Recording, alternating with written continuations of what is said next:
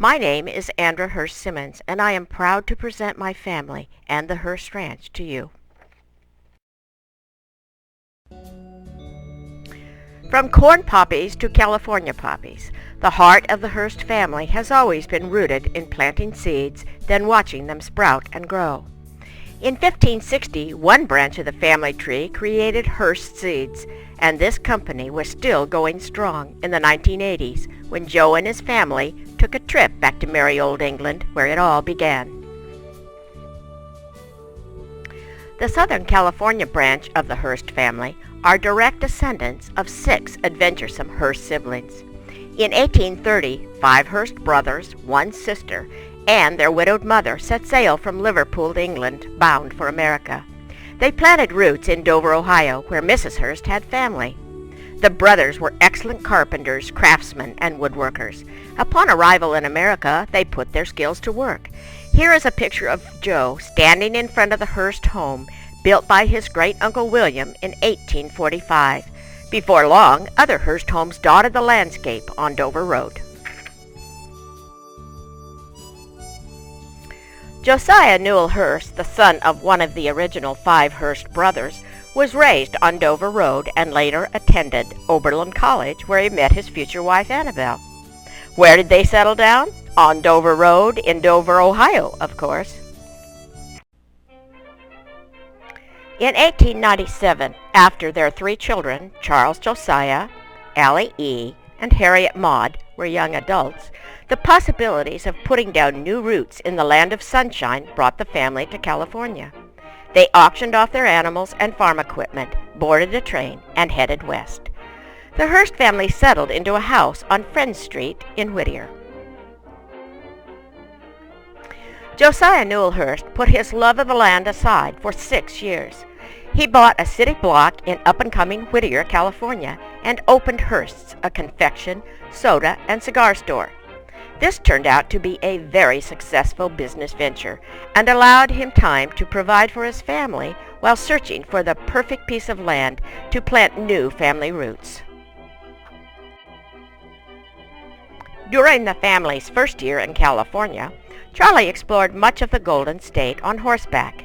He wanted to get a real feel for the land and the opportunities it provided. He often camped out, sometimes taking short breaks along the way to visit old-time Ohio friends. This stagecoach picture, taken in 1899 in Santa Barbara, shows Charlie by the front wheel along with his childhood friend, Dobe Graffin, next to him. During those first years in Whittier, the Hurst family became acquainted with their neighbors from across the street. Nobody was more entertaining than those fun-loving King sisters, Myrtle, Maud, and Ella. In 1906, the Hurst family was ready to exchange city life for a country life, and they purchased their first 50 acres in West Covina. The following excerpt is a direct quote from a 1908 newspaper article. Coming over the hills from Whittier, the Hurst brothers, Charlie and Allie E., rode out to look at this property. The walnuts had just been set out, the grain crop looked good, but the surrounding land was nothing but stubble. It gave no hint that it could ever be so thrifty in the growth of better-paying crops. Always forward-thinking, the Hursts had a vision of what this land could become. It was the perfect spot to set down permanent California roots. With new homes and barns built, trees tended, and grain gathered, the Hurst Ranch began to prosper. Next, Josiah Newell Hurst and his wife Annabelle purchased land which included a house on San Bernardino Road. They settled in with their 2 youngest children, Allie E. and Harriet Maud, in the home pictured here, and they named it Buckeye Ranch. Meanwhile, Charlie, along with his family, was diligently working and developing the first 50 acres in West Covina. At last, in 1912, Charlie felt he was ready to marry Maud King, his longtime sweetheart from Friend Street. This house, on the corner of Orange and Merced, became the married home for Charlie and Maud. Shortly after their marriage, Maud's first birthday on the Hurst Ranch was approaching. A family diary records the following conversation. "Maudie," Charlie asked, "you have a birthday coming soon. What's your heart's desire as a gift?" "Charlie, I want that scrappy crepe myrtle tree growing out there past the stubble. Plant it next to the house," she said. "A new home needs new roots." "Done," said Charlie, and that crepe myrtle is still growing strong on the ranch today. Soon, 2 tiny twigs were added to the family tree. Annabelle was born in 1913, and Charles Josiah Hurst Jr. soon followed in 1914. The children, as well as the Hurst Ranch, grew and flourished. A typical workday on the ranch was from sunup to sundown.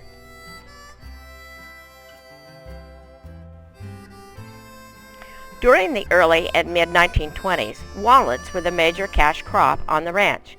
Since 1906, when the family came over the hills from Whittier, they have always been mindful of community service, staying involved to help West Covina evolve. Charlie Hurst and neighbor Bud Maxson were instrumental in forming the La Puente Walnut Growers Association. This organization was a non-profit group formed to market walnuts for the Blue Diamond brand. In 1923, the Blue Diamond facility in La Puente was the largest, most modern walnut processing plant in the world.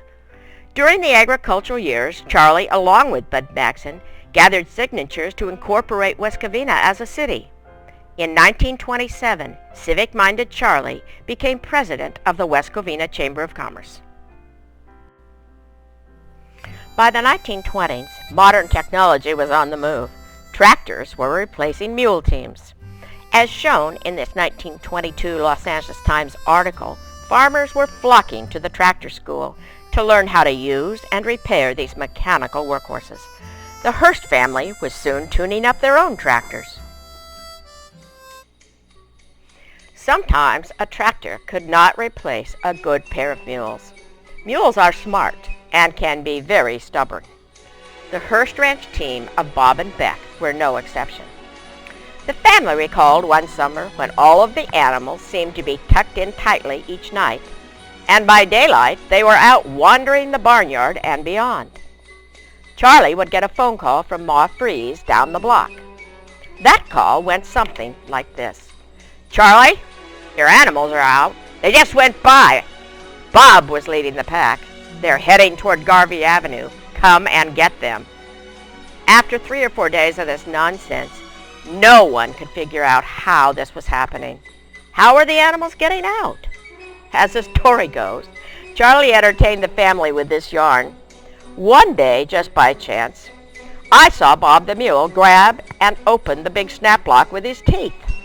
At the same time, that darn mule kicked the gate open, and for good measure he gave me a swift kick as well. Well, I outsmarted him. Bob could not compete with my big padlock. Mystery and problem solved." As the 1920s rolled along, carriages were still enjoyed by many for a Sunday outing. The times were changing, and soon carriages were replaced by cars. The family car gave the Hursts a chance to spend an occasional lazy day away from home. The San Gabriel River was a grand place to cool off. Summer fun at Laguna Beach was also a special treat. But why travel that far when you could have fun right at home?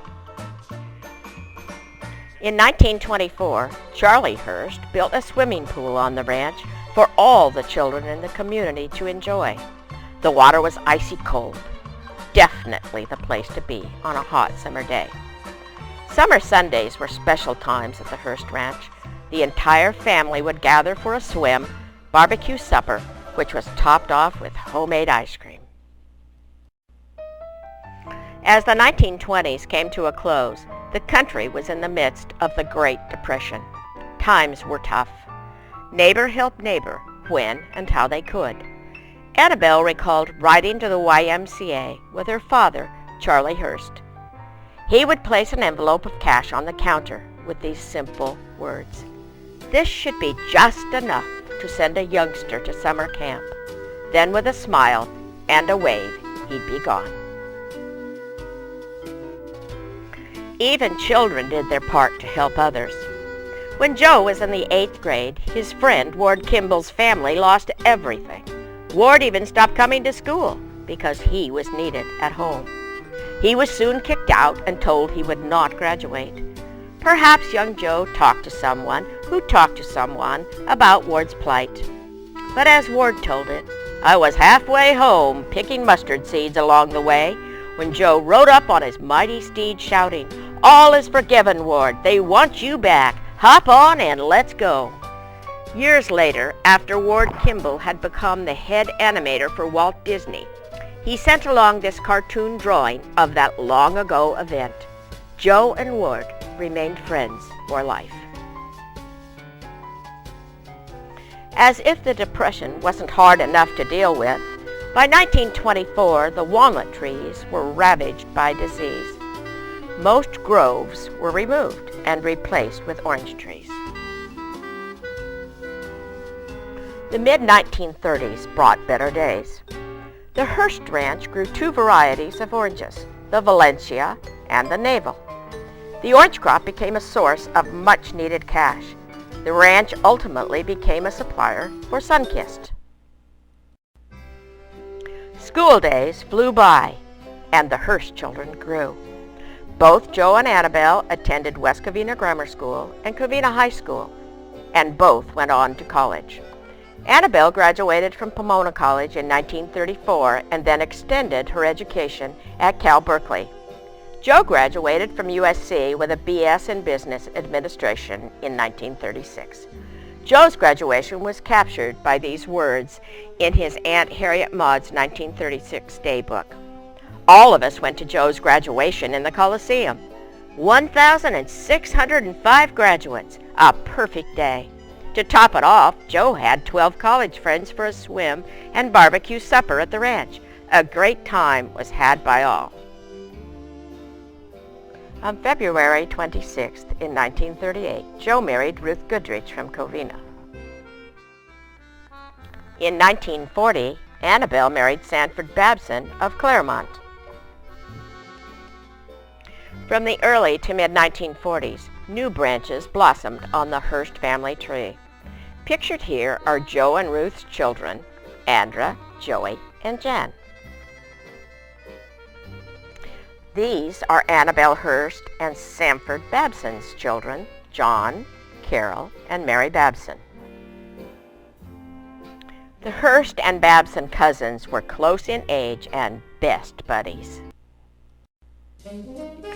The 1940s brought new challenges. During World War II, the family worked long, hard hours growing food for the country. 12-hour days were common because there were few, if any, workers to hire. But West Covina was a close-knit rural community, and neighbors continued to help neighbors. Joe had gone to school with the Keon brothers. When it became clear that the Japanese were going to be sent to relocation camps, Hide Keon asked Joe if he would rent and work his family's land. The answer was yes. It was probably no coincidence that the rent Joe paid was exactly the same amount of the monthly mortgage. The land was well tended and ready for the Keons to resume farming when they returned. The 1940s also brought new accomplishments. Always conscious of sound agricultural practices, Joe Hurst created a co-op market group for any and all vegetable farmers in West Covina. In 1944, he established a highly successful cauliflower market group which sold their crops directly to the newly formed frozen food companies. To end a decade of ups and downs, Mother Nature started out the year of 1949 with a January snowstorm. Snow in the San Gabriel Valley? Unbelievable, everyone said. It still sounds unbelievable today, but it happened on January 11, 1949. In the 1950s, as the vets returned home, West Covina began to grow people and houses instead of oranges. For the Hurst family, this meant moving the farming operation to the San Joaquin Valley, and with a bit of sadness, developing the West Covina property. The Babson family moved to Wood Lake in the Central Valley to manage the Hurst-Babson agricultural side of the business. Joe and his family stayed in West Covina to manage the sale of the ranch, as Edgewood High School was to be built on Hurst property. This meant he needed to relocate his parents' home and outbuildings to the family land across the street. A newspaper article entitled "Famed City Ranch to Have a New Use" summed it up. The Hursts are a sturdy clan which has prospered. Skillful farmers, they have taken good care of the land which has taken good care of them. The land now passes to a new use by a new generation. In 1944, Joe Hurst was elected to the West Covina City Council. He served on the council for 12 years and was mayor from 1952 to 1956. Joe believed that every employee was of equal value to the functioning of our community.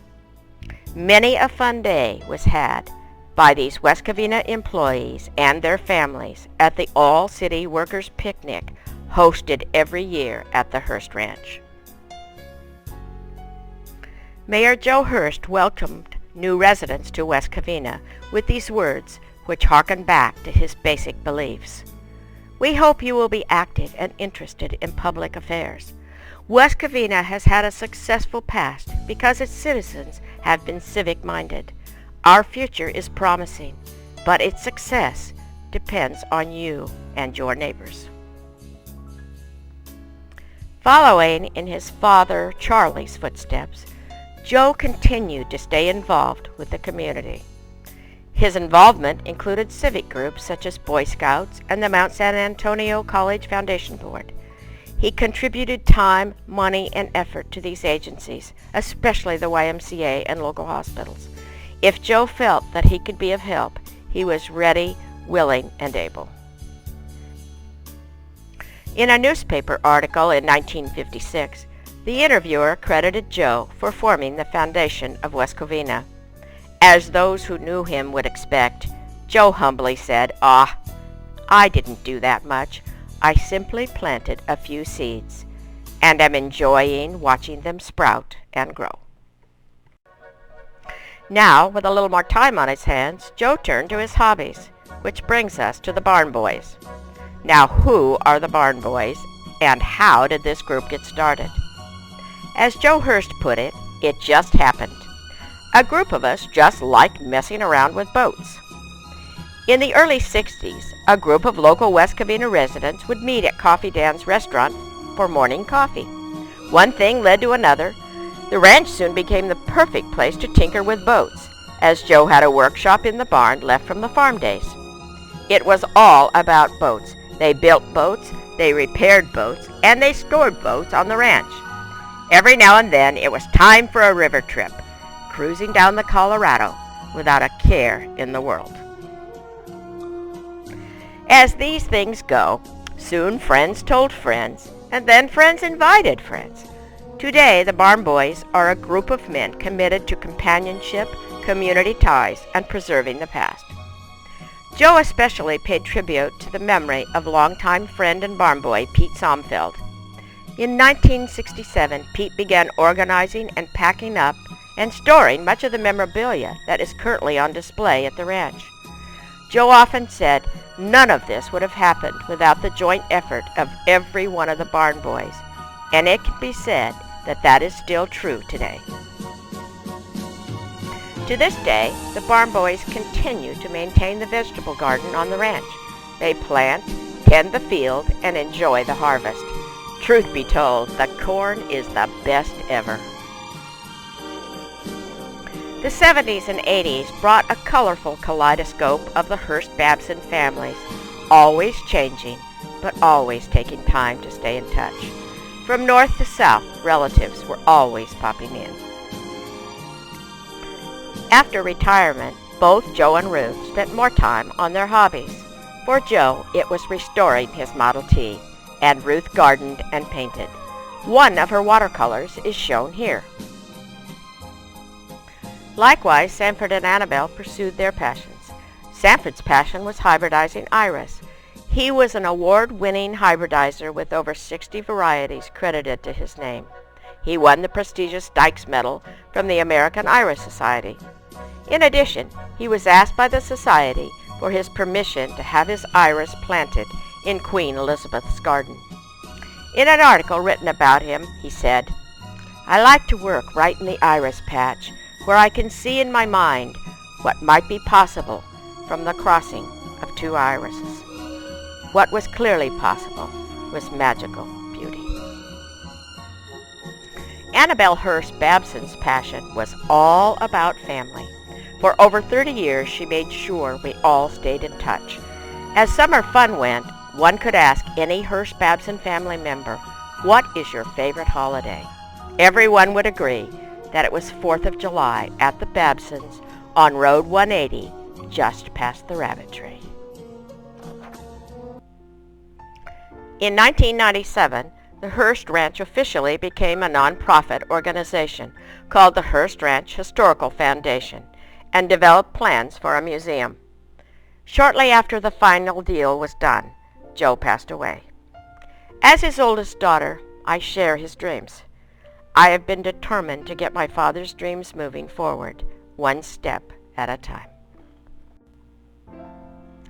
Yes, we have accomplished a great deal since that first field trip in 1999, when we only had a few tables, a butter churn, and a bale of hay in the old wagon. The kids had a great time, and we were on our way to preserve the past, harvest the present, and plant seeds for the future.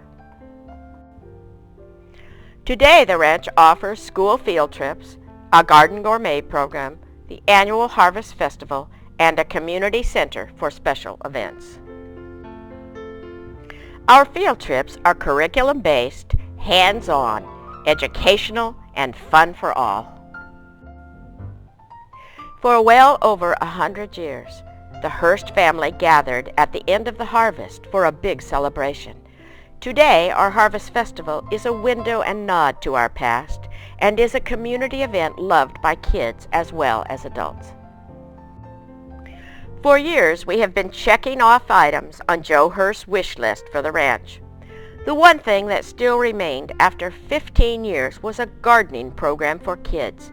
We are so proud of our Hurst Ranch Garden Gourmets and so grateful to all who have made it a reality.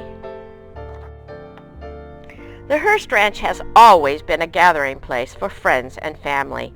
Today, it remains a gathering place with new activities and new people. With everything we display or have rebuilt, we are preserving a way of life that is all but forgotten in this busy world. We know we are on the right track when we hear comments like the following from an 8-year-old girl. "This is the best day of my life.